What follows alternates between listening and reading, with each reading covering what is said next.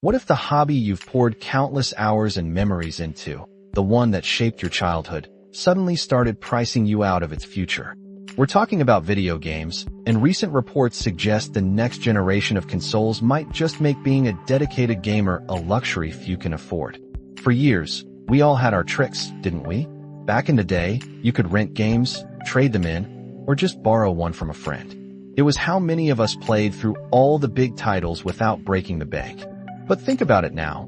Renting is mostly a ghost of the past, unless you count services like Game Pass, which, while fantastic, certainly doesn't cover everything. Physical copies are becoming rarer, making resales a niche market on eBay. And honestly, dropping by a friend's house for an hour of Final Fantasy just doesn't quite hit the same when you're both busy adults. The reality is, buying games cheaply often means waiting ages for a sale, or simply going without. Now, this isn't just about game prices, which have steadily climbed. This conversation really heats up when we look at the consoles themselves. Many of us are already scratching our heads at the current generation. The PlayStation 5 and Xbox Series X cost a pretty penny, offering what felt like incremental jumps from their predecessors.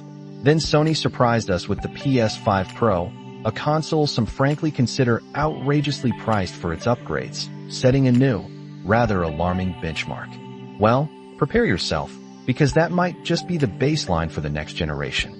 Take the Nintendo Switch 2, for instance. A major selling point of the original Switch was its relative affordability. But leaks suggest the Switch 2 will arrive with a significantly higher price tag, and even its flagship titles, like Mario Kart World, are pushing game prices further skyward. Every indicator points in one direction, up. But the real shocker, the news that probably sent shivers down many a gamer's spine, revolves around the next PlayStation and Xbox. While details on the PlayStation 6 remain a bit vague, Sony has a track record of premium pricing, and with less competition from Xbox, we can expect them to push that envelope even further. Then there's the next Xbox. According to leaks, Microsoft isn't even considering a more affordable option like a Series S equivalent. Instead, they're reportedly gunning for a hyper-expensive machine, potentially hitting $1,000 or more. Picture this, a desktop PC, essentially, with an Xbox logo slapped on it. You can almost see their logic, right? Microsoft might just be saying, we've lost the traditional console war, so let's target the absolute hardcore fans. But here's the rub.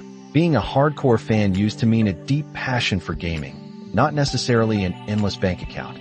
We'd spend a lot, sure, but those safety nets, the rentals, the resales, allowed us to manage. Now, those nets are gone, and the entry cost, the price of the console itself, is soaring. So what are our options? A PC, which is often just as expensive and comes with its own quirks. Or a Switch 2, which, while great, might not play the highest-end games. These feel less like alternatives and more like compromises. Ultimately, this trend leaves many of us, even those of us with stable incomes and families, wondering where we draw the line. It seems some companies believe that if most people are happy with free-to-play titles, then they can simply fleece those who crave premium experiences for every last dime. But that's a dangerous gamble. Our wallets are not infinite, and for many, the next generation might just be the breaking point. Is this the future we want for gaming? A playground exclusively for the privileged few? What do you think about these rising costs?